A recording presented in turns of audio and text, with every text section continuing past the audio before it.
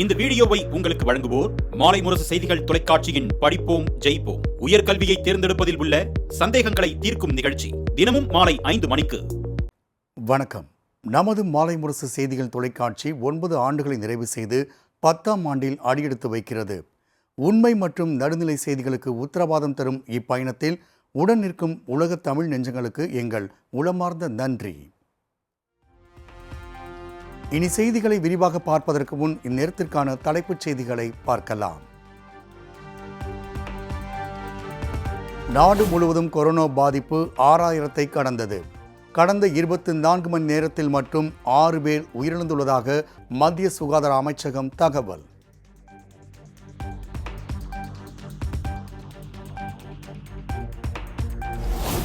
முதலமைச்சர் மு.க. ஸ்டாலின் கூறுவது போல் திமுகவை என்னால் தோற்கடிக்க முடியாது, மக்கள் தோற்கடிப்பார்கள். மதுரை பாஜக பொதுக்கூட்டத்தில் உள்துறை அமைச்சர் அமித்ஷா பேச்சு. मगर तमिलनाडु की जनता डीएमके को हरा सकती है. இந்த நாட்டின் முதல்வர் சொல்கிறார், அமித்ஷா அவர்களால் திமுகவை தோற்கடிக்க முடியாது என்று. அவருக்கு சொல்றேன், அமித்ஷானால தோற்கடிக்க முடியாதுன்னு நீங்க சொல்றது சரிதான்.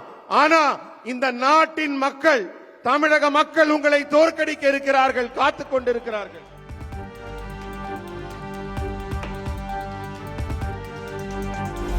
தமிழ்நாட்டை சேர்ந்த ஒருவர் ஒடிசாவை ஆட்சி செய்வதா என கேட்டுவிட்டு தமிழர்கள் என கபட வேடம் தரிக்கிறார் அமித்ஷா. தமிழர்களை திருடர்கள் போல பேசி கொச்சைப்படுத்திவிட்டு கீதா உபதேசம் செய்வதா எனவும் திமுக கண்டனம்.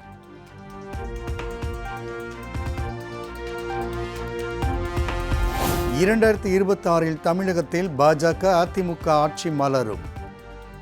மதுரை பாஜக பொதுக்கூட்டத்தில் மத்திய உள்துறை அமைச்சர் அமித்ஷா சூளுரை.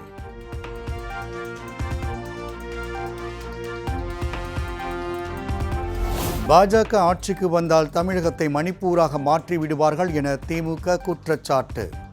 எத்தனை ஷாக்கள் வந்தாலும் தமிழ்நாட்டில் ஒன்றும் செய்ய முடியாது என RS பாரதி அறிக்கை.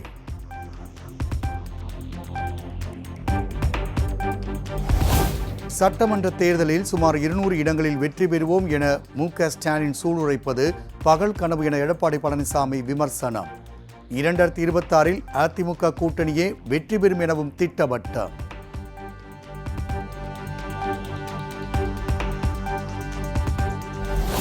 தமிழகத்தில் திமுகவுக்கு மாற்றாக எதிர்க்கட்சி கூட்டணி இன்னும் உருவாகவில்லை என திருமாவளவன் திட்டவட்டம். அடுத்தடுத்து தமிழகம் வரும் அமித்ஷா பலமான கூட்டணி உருவாக்க முயற்சி செய்வதாக பேட்டி.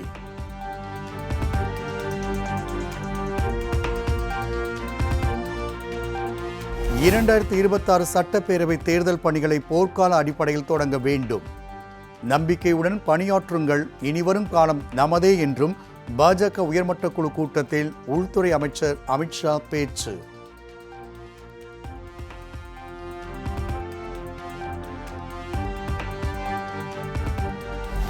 தமிழகத்தில் முருகனை வைத்து அரசியல் செய்துவிடலாம் என்ற பாஜகவினரின் எண்ணம் பலிக்காது. மத அரசியல் செய்யாமல் பாஜகவினர் மக்கள் நல அரசியலா செய்கிறார்கள் என்றும் சீமான் சரமாரி கேள்வி.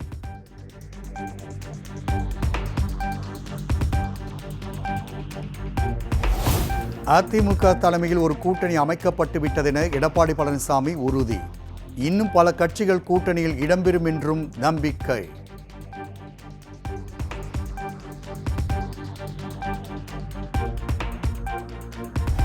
சட்டப்பேரவை தேர்தலில் யாரோடு கூட்டணி என்பது குறித்து இப்போது சொல்ல முடியாது. தேசிய கட்சி அல்லது மாநில கட்சியுடன் கூட கூட்டணி அமையலாம் என்றும் ராமதாஸ் சூசகம்.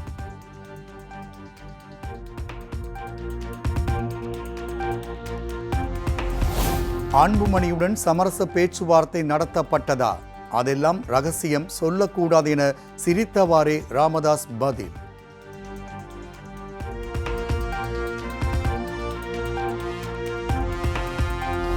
கச்சத்தீவை மீட்பதுடன் தமிழக மீனவர் பிரச்சினைக்கு நிரந்தர தீர்வு வேண்டும். மதுரையில் உள்துறை அமைச்சர் அமித்ஷாவிடம் கோரிக்கை மனு அளித்த மதுரை ஆதீனம்.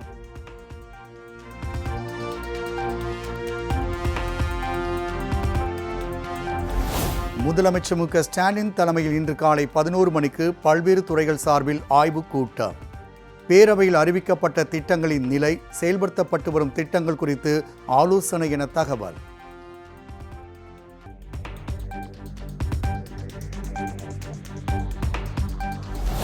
தமிழகத்தில் மாநிலங்களவை தேர்தலுக்கான வேட்புமனு தாக்கல் இன்றுடன் நிறைவு. தற்போது வரை 9 பேர் மனு தாக்கல் செய்துள்ளதாக தகவல்.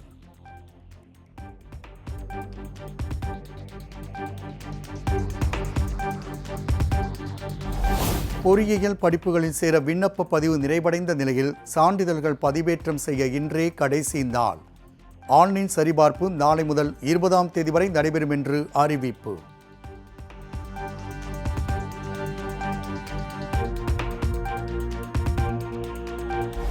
கும்மிடிப்பூண்டி சூலூர்பேட்டை வழித்தடங்களில் இயக்கப்படும் 17 புறநகர் மின்சார ரயில்கள் இன்று ரத்து. பராமரிப்பு பணிகள் காரணமாக ரத்து என தெற்கு ரயில்வே நிர்வாகம் அறிவிப்பு.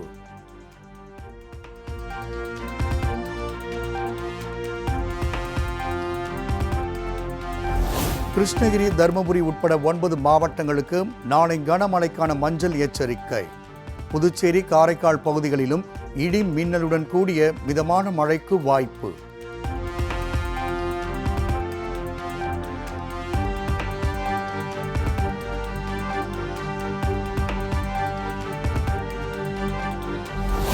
தமிழகத்தின் பல்வேறு பகுதிகளில் பரவலாக கனமழை. வெப்பம் தணிந்து குளிர்ச்சியான சூழல் நிலவியதால் மக்கள் மகிழ்ச்சி.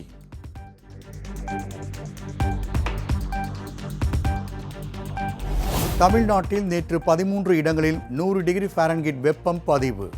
அதிகபட்சமாக வேலூர், ஈரோட்டில் 103 டிகிரி பதிவானதாக தகவல்.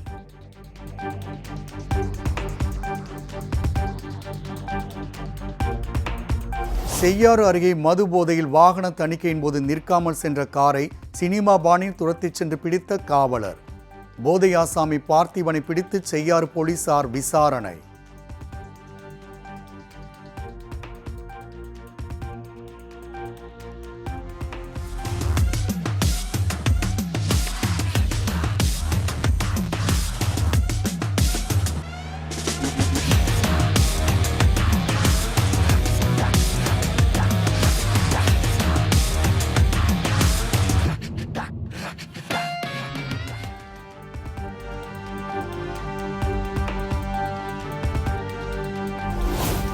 சென்னை வானகரத்தில் மின்சார கம்பம் மீது ராட்சத பேனர் சரிந்து விழுந்ததால் பரபரப்பு. பலத்த காற்றுடன் கூடிய கனமழையினால் பொதுமக்கள், வாகன ஓட்டிகள் அச்சம்.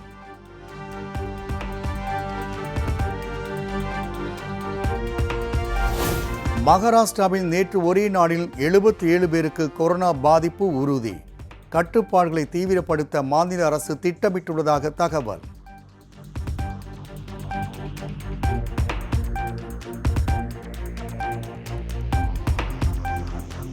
கும்பமேளாவில் மக்கள் இறந்தபோது உத்தரப்பிரதேச முதல்வர் ராஜினாமா செய்தாரா?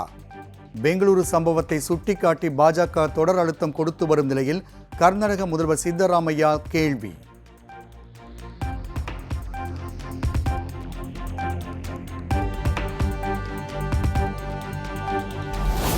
ஊழல் குற்றச்சாட்டுக்கு எதிராக ஸ்பெயின் நாட்டில் மாபெரும் போராட்டம். சோசியலிஸ்ட் தொழிலாளர் கட்சியை சேர்ந்த பிரதமர் பெட்ரோ சான்சஸ் பதவி விலக கோரி முழக்கம்.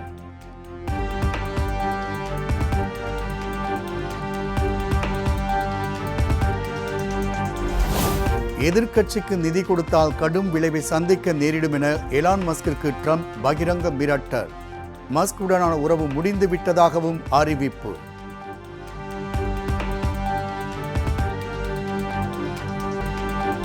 வெஸ்ட் இண்டீஸுக்கு எதிரான T20 தொடரை கைப்பற்றியது இங்கிலாந்து அணி. ஏற்கனவே ஒருநாள் தொடரை வென்றிருந்த நிலையில் T20 தொடரிலும் வெற்றி.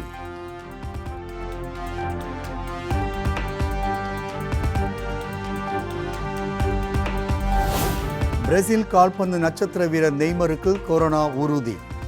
தொற்று குணமாகும் வரை தனிமைப்படுத்தப்பட்டுள்ளதாக தகவல்.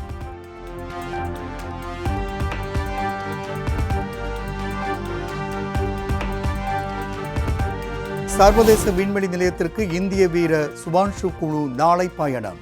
ஸ்பேஸ் எக்ஸ் நிறுவனத்தின் பால்கன் 9 ராக்கெட் வாயிலாக புறப்படுவதற்கான ஏற்பாடுகள் தீவிரம்.